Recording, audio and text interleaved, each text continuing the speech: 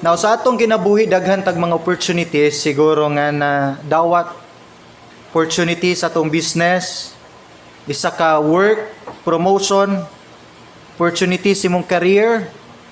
Sa mga young people na to, opportunity siguro nga makaskwela. I know daghan kay tag mga opportunities nga gina-enjoy karon. But on the other side, I know daghan sad kay tag opportunities nga na-miss.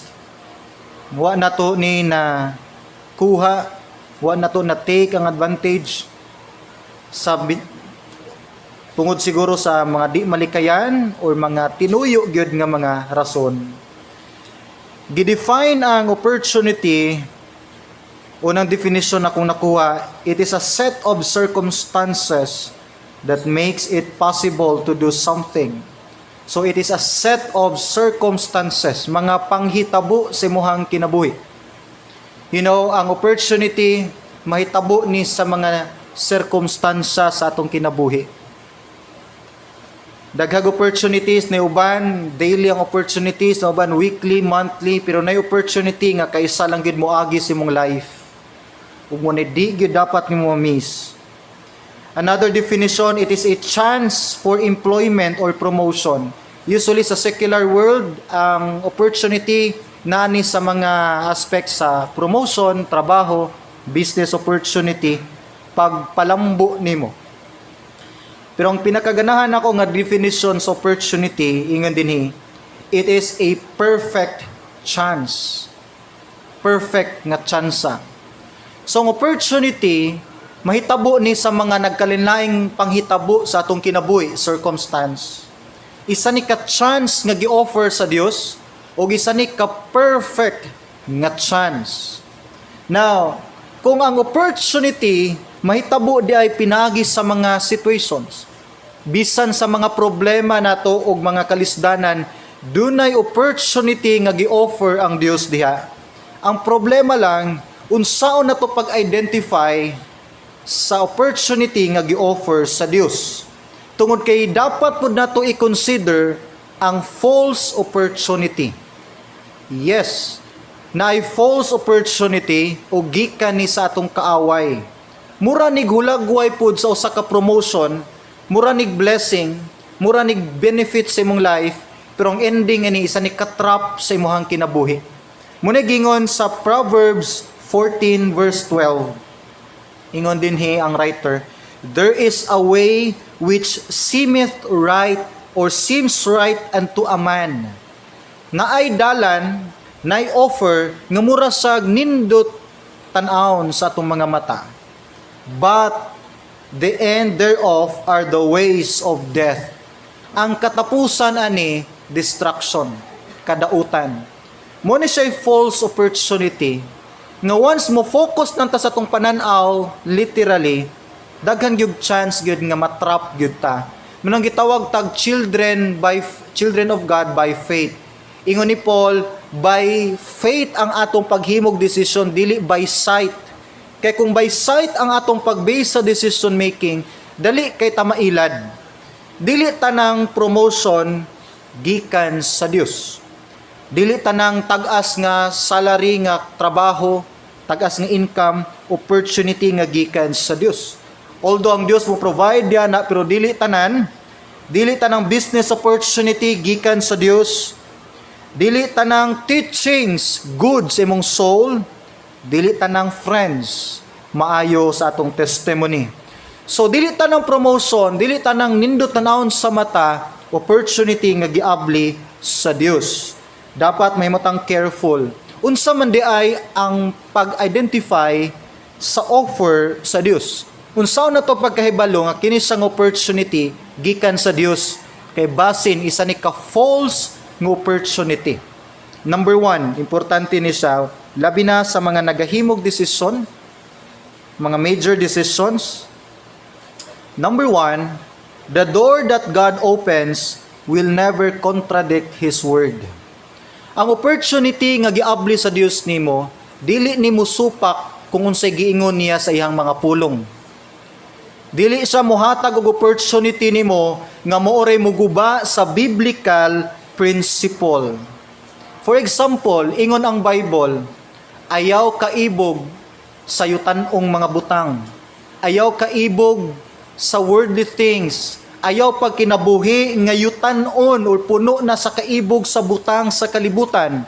Therefore, kung mauna iyang pulong, di sa mohatag og opportunity nimo nga makapahimo nimong worldly.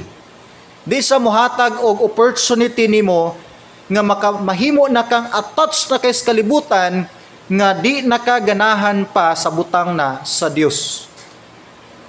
Ikaduha, the door that God opens will be accompanied by confirmation. Ang opportunity nga gi-offer sa Dios nimo naani kaparis kauban gyud nga confirmation. And mo ni ang pagkaimportante sa atong mga Christian friends, mga spiritual advisors. Once mohatag ang Dios nimo og opportunity, daghan pod ang mo-approve nini sa mga Christian friends, advisors, even your families. Dili tanang offer approve sa atong mga friends. Dili tanang offer approve sa atong family. Dili tanang plano na to approve sa ato ang mga kahigalaan. Pero ma-sense nimo dinhi once na kay mga katawhan, Christian friends nga kanakan pud sa Dios, nagtuo ko nga i-channel pud sa Dios ang confirmation pinaagi nila. Tud kay kasagaran ang Dios mo gamit yung katawhan pud niya pag-approve sa usa ka desisyon sa usa ka anak pud niya. Muna importante ang confirmation. Munang di ka pwede muhimog desisyon ikaw lang. You need to have spiritual advisors. You need to have prayer warriors or prayer partners. Dapat na kay mga Christian friends o labi na sa ato ang pamilya. Depende sa kaso, sa situation or imuhang decision nga gipili, but be sure nga na spiritual guidance ang imong kinabuhi. Kay usually if majority sa atong mga Christian friends against sa imuhang decision, dakog chance nga di gina inline sa will sa Dios. Although di tanong Christian friends na tumuagree, pero naagi pilion ang Dios para mo agree, musuporta sa imong decision. Ikatulo ay lagbay sa number 2, i-consider ang 1 ug ang 3. Number 3, the door God opens will require you to depend on Him. So ang opportunity nga gi-offer sa Dios nimo, dili ni makapahimo nimong hambog. Dili ni makapahimo nimong layo na kay sa Dios nga murabag feeling nimo wa na ka nagkinahanglan niya. Hinumdumi ang opportunity nga gi-open sa Dios nimo makapa-inspire ni sa imong Christian life. Dili ni makapa-discourage sa imong Christian life. Muni makapamotivate nimo nga padayon kag serve sa Ginoo. Pero kung opportunity gani nga imong gi-grab, minihinay nagkawala imong gana sa pagpangalagad sa Dios, isa na ka sign nga isa na ka false opportunity. Di mo hatag ang Dios og opportunity nimo nga makapaguba sa imong commitment diha niya. Now, na isa ka pictures opportunity nga kasagaran din hinato ni ma-miss. Tungod kay ang pagtan-aw nato sa opportunity man god, kanunay isa ni ka form sa promotion. Para natong opportunity moabot sa nindot kayo tan-awon, phone call, isa ka approval sa company nga imong gi-applyan, isa ka business offer, isa ka healing, reconciliation, pero nay opportunity nga manuktok si mong kinabuhi sa usa ka situation nga di gyud kaganahan. Tungod kay dunay mga opportunities mahitabo sa tong life pinaagi sa usa ka dako kayo nga problema. Ug munay tan-aw nato nining buntaga, tud kay tan-aw nato karon ang dealing sa Dios, daghan kay sag opportunities nga gi-open sa imong life nga wa lang nimo natan-aw tungod kay ang pag-abli sa Dios nini sa usa ka pagsulay or problema. First of all, challenges are opportunities for us to grow in the Lord. Ang mga pagsulay, mga difficulties sa itong kinabuhi, usahay, tugutan ni sa Dios nga mahitabo para pag-abli na itong isa ka opportunity. Hinumdumi, munang dali na to ni ma-miss, tungod kay nag-focus tas opportunity sa nindot kaayo nga pag-offer. Pero bisan dahil sa atong mga problema, mga kasakitan, daghag opportunity nga gi-offer ang Dios. Hinumdumi, mas concern ang Dios pag-develop sa imong Christian life kaysa pag-provide sa tanan nimong gusto. Di niya ihatag ang mga butang nga makadaot sa imong Christian life. Mas pilion pa niya kuhaan ka para ikaayo nimo kaysa tagaan ka nga makapaspoil ug makapalayo nimo gikan kaniya. So mas concern ang Ginoo pag-mold sa imuhang spiritual life. Sa mga challenges biya, dinhita ginatudluan sa Dios. Usahay ang ato ang whiteboard nga gamiton sa Dios nato, dili isa ka limpyo nga whiteboard. Usahay isa ka puno sa kangit-ngit. Problema, kakulian, kawadon. Tungod kay pinaagi sa mga challenges sa tong life, daghan kay mga importanteng lessons nga makatunan nato diha. Sultihan ti ka, ang kasagaran hinungdan ang tao ni mature tungod bias mga problema. Hangtod di ka pabitbiton sa Dios o nga bugat nga mga pas-unonon, di gyud ka mo mature. Ang atong Ginoong Hesus isa siya ka good ug best perfect kayo nga teacher. Lahi ang iyang way sa pagtudlo. Nagatudlo siya usahay nga dungan mismo sa usa ka situation. For example, gitudluan niya iyang katawhan, iyang disciples, dili pinagi sa usa ka verbal lang nga pagtudlo, sa isagid ka actual nga senaryo. Gitugutan ni Christ nga moabot ang kusog kayong unos sa ilang gisakyan nga bangka. This time, wala pa kinailhan sa disciples kinsa gid ang Ginoong Hesus, unsay ang abilidad, unsay gahom sa pagampo. Pero sa kalit kay nga unos nga may kuso-kuso sa mga disciples sa ilang bangka nga hapit na silang nalunod. Dinhi natudluan ang mga disciples ni Christ nga sa dihang mutawag sila sa Ginoo, ang Dios mo answer dayon. Gipukaw nila si Christ ug didto ni bangon ng Ginoo, gipahunong dayon ang unos ug ang balod. Dinhi nila nakatunan nga once mutawag sila sa Dios by faith, duna gid ni tubag. Og dinhi nila na-realize usab nga ang Ginoong Hesus diay nato dunay katungod mupahunong bisan pa sa kinaiyahan. Usay dili kay nato mailhan ang Dios sa atong kinabuhi. Pero sultihan ti ka sa panahon nga kuhaan ka sa Dios, tagaan kag balatian, na mga problema sa imong pamilya o sa imong kinabuhi, diha nato usahay dali kay mailhan kinsa gid ay ang Dios. Di na to mailhan unsa siya ka good provider kung di ta mahutdan. Di na to mailhan unsa siya ka good protector kung di ta maigo og sakit. Di na to mailhan unsa siya ka good nga teacher sa tong kinabuhi kung di ta niya tudluan pinagis mga problema. Kinumdum ko sa panahon natong Ginoong Hesus, naghimo sila sa ministry sa church, nahutdag pagkaon, alas 6 sa hapon, pero abi ninyo, kay balo si Christ nga wa sila pagkaon. Kabalo sila nga na sila sa kamingawan. Kabalo sila nga sirado ng mga tindahan. Kay balo si Jesus Christ sa situation. Pero gitugot niya nga mo encounter og problema ang church, ang mga disciples. First problem, hapon na, way pagkaon, way baligya, walay nakabit-bit para sa ilang panihapon. More than 5,000 men ang kinahanglan pakaunon. Kay balo si Christ nga mahitabo na. Pero abi nimo, gi-offer din ni Christ ang opportunity. Unsay opportunity? First, gitudluan din ni Jesus Christ ang mga disciples nga tanang gi-offer niyo para sa Ginoo, magamay nagmadako basta gikan simong kasing-kasing, kaya na himon sa Dios nga sa kapanalangin para sa kadaghanan. Ang gihatag lang din ni sa bata iyang lunchbox, 5 ka pan, 2 ka tinapay. More than 5,000 men, women, children nakakaon, nabusog ug natagbaw. Gitudlo din ni Christ, once ang ministry na I need, isa ni opportunity sa pagtabang ug paghatag. Dili na burden, di ni problema. Ang Dios kabalon sa need sa ministry, ang Dios kabalon sa need sa church.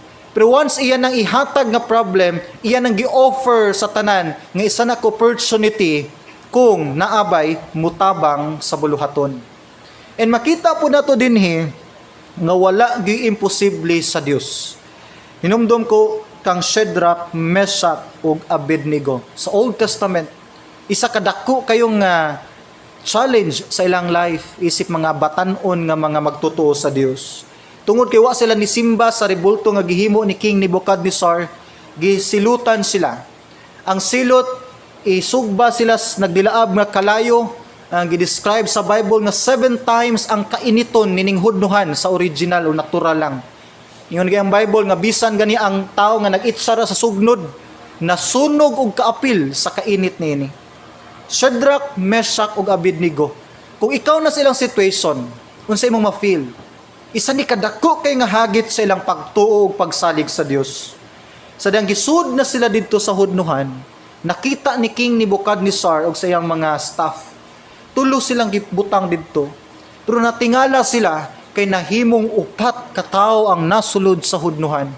Ug kung si King Nebuchadnezzar pa ang describeon, ingon sa murag hulagway sa anak sa Dios ang ika-4 nga tawo. Natingala sila ug pagawas sa ning tulo ka tawo gikan sa hudnuhan, si Shadrach, Meshach, Abednego, walay bisan gamay na nga sunog nila. Ang kadina sa ilang kamot ug sa ilang tiil muunoy na nga tunaw dito sa kalayo, nang gawa sila nga malipayon ug wa ginahitabo silang kinabuhi. Kabulungon sa gihimo ni King Nebuchadnezzar, miduol siya sa tubangan, mihapa siya og tanang katawhan nga nakawitness, midaig sa Dios sa Israel. Yes, higala igsuon, ang mga challenges sa atong life, usahay isa ni ka-opportunity para tudluan sa Dios ang katawhan nga wala pa niya pinaagi nimo. Ay kaulaw may baluan ang imong mga problema. Ay kaulaw kung naay makaigsuon na nato sa church na kahibalo sa imong mga personal nga struggle karon. Ay ikaulaw nga naa ka karon sa dakong pagsulay, one day kana nga problema nimo munay gamiton sa Dios nga himong usa ka buhi nga testimony ipakita sa katawhan nga buhi ang Dios sa imong kinabuhi tungod kay ang imong problema na himong mga promotion. Nagtuo ko ang mga struggle, problems, challenges, difficulties nga nahitabo karon sa atong kinabuhi, isa ni kapamaagi sa Dios para ablihan ang isa ka opportunity nga ikaw magkat-on, sila magkat-on, ikaw mo improve ug ma-realize nimo unsa ka powerful ang atong Dios nga ginasimba. Tan-aw nato ning ingon dinhi ni James 1:2-3. Isa ni ka powerful kayo nga verse. Ingon ni James, "My brethren, count it all joy when you fall into various trials." Ingon siya, pagkalipay kung naakas mga pagsulay, testing. Nga naman, verse 3, knowing that the testing of your faith produces patience. The testing of your faith, ang challenges karon sa imong kinabuhi, gidevelop sa Dios ang imong pasensya. Unsa man day naa sa pasensya? Ang tao nga kulag pasensya, dili ka mao mo decide. Kasagarang Kristohanon nga kulang og pasensya, wrong ang mga choices o mga decisions o mga planning. Once di ta ka extend sa tong pasensya taliwala sa problema, di ta ka focus, di ta ka hunahuna sa sakto nga mga desisyon. Importante na kay enough nga patience aron mahimo kang stable taliwala sa mga problema. Ang Kristohanon nga kulang og pasensya, kulang pa sa mga testings. Muna musugot kag sa dili, naagi testings, trials sa imong life para i-develop sa Dios ang imong patience. Question, para asa man gamiton ang patience, ang pasensya? Asa man ma-apply ang pasensya? Kung tagaan kag dagkong promotion, dapat ba na kay pasensya? Kung kalit ka ma-promote sa imong trabaho or na-blessing mo abot sa imong life, sa imong family, kinahanglan bag dakong pasensya? No sir. Ang pasensya gamitonon sa mga challenges. Tagaan ti kag example, para asa man gamiton ang payong. 1. Naitulo ka butang magamit ang payong sa ulan. Number 1, dili ka mabasa. Number 2, makalahutay ka, magpabilin kang ligon taliwala sa ulan tungod kay nakay payong. Number 3, makapadayon ka sa imong paglakaw sa imong direksyon tungod kay naa kay payong bisan pagtaliwala sa ulan. Ang payong mo ni imong pasensya. Ang ulan mo ni mga challenges sa atong life. Ang tao nga wala kadalag ulan, dali ka babasa. Di ka kalahutay, di ka kapadayon sa imong purpose. Once bit-bit nimo imong patience, dili ka basta-basta matandog sa problema. Dili ka basta-basta mo discourage sa problema. Ug bisan pag naa kay gibit-bit nga mga problema, once na kay igo nga patience sa imong life, makapadayon gyapon ka sa imong goal, direction, purpose o pag-serve sa Dios. Munang dapat gyud lig-on ang imong pasensya sa imong Christian life. Munang musugot kag sa dili, gamiton gyud sa Dios ang mga pagsulay, problema para ma-mold ang imong patience. Munang ingon ni James 1:12. James 1:12, blessed is the man who endures temptation or trials. For when he has been approved, he will receive the crown of life, which the Lord has promised to those who love Him. Bulahan, malipayon, bless ang tao nga makalahutay sa mga pagsulay. Pastor John, unsa may blessing sa mga apostles? Unsa man nga klase nga blessing ang gisaad sa Dios? Pila na ko katuig nagsigig extend sa akong patience. Pila na ko katuig sigig struggle ani akong problema, pero nagpabilin nga pugog serve sa Dios, ampo sa Dios, tuo sa Dios, pero unsa man ning gisaad niyang blessing? Pila ka milyon ka mga Christians gipang persecute, pag-extend silang patience, silang faith, asa man ang blessing? Basahi galig suon, you will receive the crown of life. Ang koronas kinabuhi one day didto sa eternity. Sa kunang gingon, wala patas promised land, napatas wilderness, ang saad to as promised land, wala nining wilderness, dapit sa kamingawan.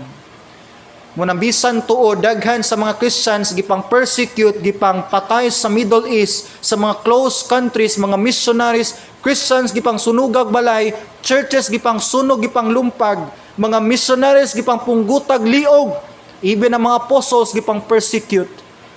Nag-extend sila sa ilang patience, sa ilang faith, pero ang saad sa Dios wala dinhi sa yuta. Amen. Tua puhon didto sa langit. Munang ingon ang Bible, inata imong pasensya. Kay kung wa kay pasensya nga tao, wa kay i-expect didto nga ganti sa eternity. Number 2, challenges can be also an opportunity to expand the work of the Lord. Ang mga challenges sa atong life, challenges sa ministry, isa ni ka opportunity nga giabli sa Dios para pag-expand, pag-extend sa buluhaton sa Dios. During sa early church, sa Acts chapter 8 verse 1, dakong problema ni abot sa church sa Jerusalem. This time, nangisog nagmaayo si Saul. Later, ang name ni Paul, Saul pa, or Saul. Siya milid sa mga sundalo, sa mga katawhan, kadagkuan, pag-persecute sa mga Christians. Gikan, gipatay ni Saul si Stephen, didto na po siya sa ubang Christians. Sa Acts chapter 8 verse 1, mabasa na to dinhi, now Saul was consenting to his death. At that time, a great persecution arose against the church which at Jerusalem, and they were all scattered throughout the regions of Judea and Samaria, except the apostles. So grabe ang kainiton, kadasig dining Pablo. Iyang gipang persecute ang mga Christians, pila ka mga pamilya, gipang pahawa niya, gipang palayas niya, mga panagtigom ngiyang gipang bungkag, pila ka mga Kristohanon iyang gipang kuhaan yung kinabuhi. Persecution sa Jerusalem. Tungod na nga persecution, why choice ang mga Christians? Nang dagan o nagkatag sila sa lanain nga mga probinsya, region sa Roma. Hinungdan nga nagkatibulaag ang mga church members. Nipabili ng mga apostles tungod sa importante pa kayo nga mga appointments.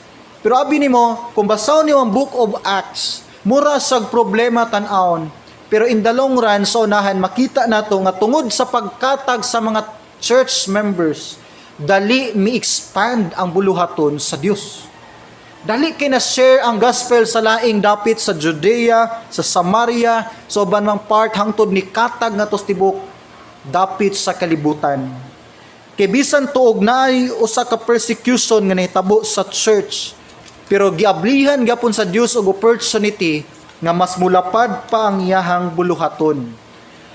Hinumduman nato ang Christian life naagid ta nagtuyok gyud sa main purpose sa atong life. It's about God's ministry, God's kingdom. Ikaduha na lang ng atong personal need sa atong family. Ang pinaka main goal gid nato mahimutang involved sa ministry sa atong Dios sa pag-extend siyang kingdom dinhi sa yuta. Unsa man ang mga persecution nga nitabo karon sa imong life, family, na by relatives or loved ones nga against imong faith, gina-persecute ba ka? Na by mga tao nga naga-discriminate nimo, naga-reject nimo sa unsa nga mga reasons, isa na ko opportunity nga ma-extend ang ministry ngadto nila. Isa sa ebidensya nini si Paul mismo. Tungod sa persecution, padung si Paul sa kadapit pag-persecute sa mga Christians, nasa sa kalsada dalan padulong sa Damascus. Gisugat siya sa Ginoong Hesus. So usa ka hayag kayo, nagsakay sa kabayo, kuyog niya iyang mga soldiers, nagkabayo pod. Nakita ni Paul ang dako king kahayag, ug didto niya first time na encounter si Jesus Christ.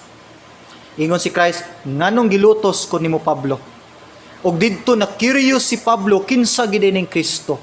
Didto nabuta siya, gidala sa isa ka inn, gimit sa ni Ananias, gi-explainan siyang Ananias sa plano sa Dios sa iyang kinabuhi. Tungod sa persecution, dili usa ka butang nga makapasirado sa grasya sa atong Dios. Gani bisan sa persecution, nag-abli ang Dios dinig opportunity nga bisan si Saul, ang mortal enemy sa mga Christians, nahimong isa ka apostle ni Jesus Christ. Pila ka adlaw lang ang transformation ni Paul. Ang yang name nga Saul gihimong Paul, ug pag preach na niya sa gospel ni Jesus Christ, iyan ang gipangwalihan tong mga tao nga iyang gipang persecute kaniadto. Once ang Dios mo ablig opportunity sa imong kinabuhi, bisan ang imong mga kaaway, himuon niyang usa ka best friend nimo someday. Bisan ang mga tao nga lisod king dadon diha sa Dios, one day pahumukon sa Dios ilang kasing-kasing ug dadon niya diha sa iyang kahimayaan. So I don't know unsay mga problem, persecution, struggle nga nitabo karon sa imong life. Naagi plano ang Dios regarding sa extension sa iyang ministry. Ato pang klaruhon, si Paul o si Silas, pagka-convert ng Paul, uban si Silas, gipriso sila tungod sa pagwali sa mayong balita. Na sila pinakangit-ngit nga prisuhan, kinadina ilang kamot o ilang tiil. Instead nga ma-discourage si Paul o si Silas, instead nga magreklamo sila sa Dios, ingon ang Bible, nga nanganta sila sulod sa prisuhan. Nanganta sila makadasig nga mga kanta, ug nag-inampuay si Silas ug si Paul.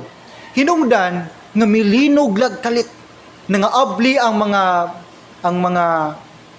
mga ganghaan sa prisuhan, nang gawas ang mga piniriso, ug ingon ang Bible nga bisan ang jail guards ug tanang piniriso natong dapita nakadawat sa tinuod nga kaluwasan. Kay tungod bisan to gi-persecute si Paul ug si Silas, na grabe nga challenge silang life, na extend ang ministry sa Dios ngadto sa prisuhan. Tanang nahitabo karon sa tong life, i-consider gyud basin nay plano ang Dios nga i-extend niyang ministry sa imong kinabuhi. Kung nay problema sa imong pamilya, i-consider ni basin gusto sa Dios, i-extend niya yung ministry sa imong family. Kung may problema sa imong company, sa imong workplace, basin may plano ang Dios, i-extend ang iyang ministry sa imong gitrabahuan. Kung may problema karon sa imong life, basin gusto sa Dios, mahimo kang part sa extension sa iyang ministry. Hinumduman ako sa Davao City. Na isa sa mga suod na kong higala si Pastor Marlon. Kalit siya gitagaag sakit. Hinungdan nga kinahanglan siya admit. And pag-abot sa ospital, of course, nadismaya siya, kulbaan siya, kay nasa seryoso kay nga sakit sa iyahang colon. Pero abi naman hitabo, sa pagstay ni Pastor Marlon og pila ka adlaw sa ospital, tanang kauban niyang masakiton niadto nga kwarto, iyang gipang solwiningan. Nakagawas Pastor Marlon nga walay problema day iyang colon. Wala naunsa iyang colon, nalay mga tambal nga ginatake. Pero labaw sa tanan pila ka kalag didto ang na-rescue.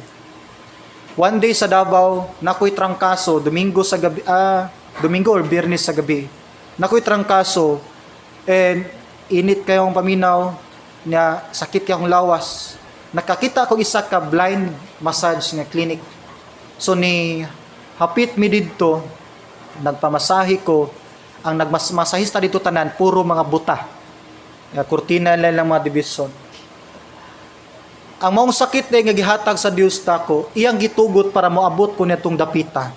Anang gabi una, around 11 p.m. or 12 midnight, pila ka mga buta nga mga tao ang midawat sa Ginoo. Di na ko may duman, nagsisag hilot na ko, sikog solwining, sikog share may tugod ni Christ. Hangtod ningon ko, saman gusto namang mudawat. Pastor, gusto namin mudawat. Sige, mag-ampu ta. So ni post kog kadali, tanang gikusog daw ang tiog tanang mga masayista ngadto sa pikas tumoy sa room. Apil sila mit sunod sa pag-ampu o pagdawat kang Ginoong Hesus. Karon si Brad Elmar sa sunod akong higala nasa Davao City. Isa ka nahimo sang Kristohanon ug mismo ako ang nagbaptize niya. Nai-purpose ang Dios nganong nahitabo na nga problema sa imong pamilya, sa imong relationship, sa imong trabahoan, sa imong eskwelahan, sa imong personal gyud nga kinabuhi. Gusto sa Dios nga mahimo kang part sa extension sa iyahang ministry. Ayaw na i-ignore nga tawag sa Dios sa imong kinabuhi. Tanang hitabo nga kagubot karon sa atong kinabuhi, i-consider gyud base na gusto ang Dios nga ministry nga extend dihang dapita o gamiton kaniya. Again, naay opportunity nga kaisa lang moagi. Wa nay sunod. Si Bartimaeus sa Bible time, sa time ni Jesus Christ, isa siya kabuta nga tao. Nasa naglingkod diha sa iyahang pwesto gyud kilid sa karsada. Agianan sa mga tao. Nagdako si Bartimaeus nga walay pananaw and napuno sa discrimination yang life, criticism, way paglaom, walay direksyon.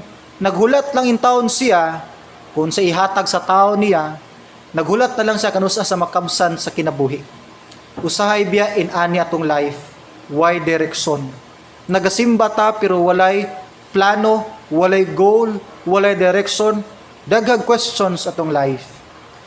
One time si Bartimaeus, nakadungog siya nga muagi si Christ sa iyahang atubangan. No na si Christ ani nga time nga nagaayo nagmasakiton, nagabanhog mga patay, nagabless sa mga kabus. Abi nimo gihimong Bartimaeus, gipangandaman niya ang maong opportunity. Opportunity gyud nga ma-meet nimo si Christ sa imong life. Gipangandaman ni Bartimaeus bisan tud sa buta, pero gihimo niya ang tanang pagpangandam. Niagi si Christ uban iya mga disciples, uban ang mga followers ni Christ. Na-imagine nimo ang senaryo, daghan kayong tao, way idea si Bartimaeus asa o unsaon pagpangita si Jesus Christ.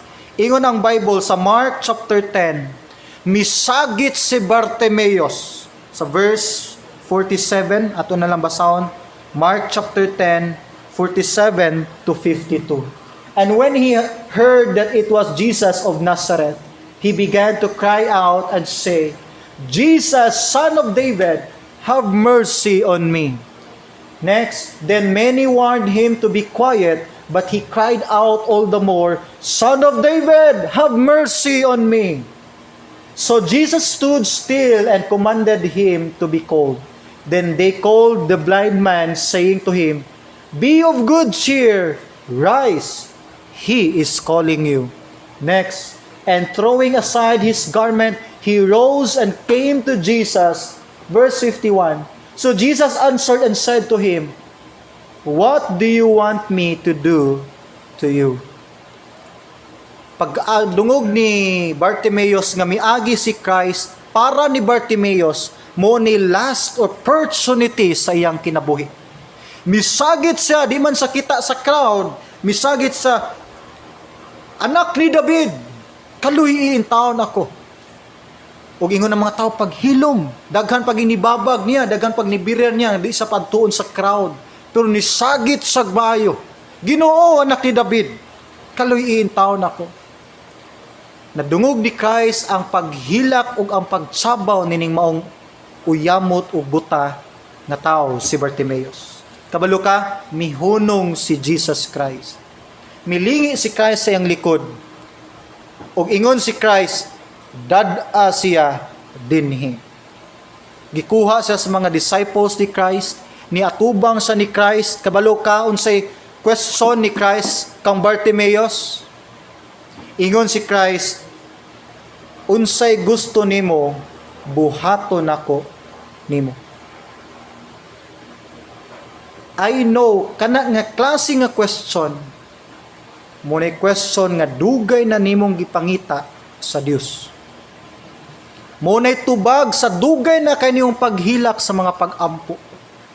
Muna'y pinaka-desire sa tao nga one day moingon ang Dios siyang kinabuhi, unsay gusto nimo madawat gikan ako. Daghan kayo mga missed opportunities sa tong life. Tungod kay dili ta usay sama ni Bartimaeus nga usay kinahanglan ta musagit sa pag-ampo sa pagtawag sa kaluoy sa Dios. Si Bartimaeus, buta siya, pero iyang gisagit ang iyahang commitment sa Dios. Kabalo mo, ingon si Bartimaeus, Lord, mabalik ang akong pananaw. Kung pangutanon ka sa Dios, unsay gusto nimo ihatag nako? Unsay imong tubag? Ang pila ka years nimong giampo, mo'y imong itubag. Gibalik sa Dios iyang pananaw, nahimong number 1 follower si Bartimaeus, sukad niya ng higayuna. Kabalo mo, according sa Bible, mo ni last nga time miagi si Christ nining dapita. Pag humag-agi ni Kristo nining dalana, pila kadlaw na lang, gilansang na siya sa cross. Sa ato pa, maulang niyang isa ka chance, opportunity ni Bartimaeus nga ma-meet niya ang Ginoong Hesus. Sako nang gingon, daghag opportunity sa tong life, pero nay opportunity nga kaisa lang gyud moagi. And maybe maoning tungura karon. Yes, daghan nag opportunities milabay sa atong kinabuhi. What if mo ni last nimo ng opportunity?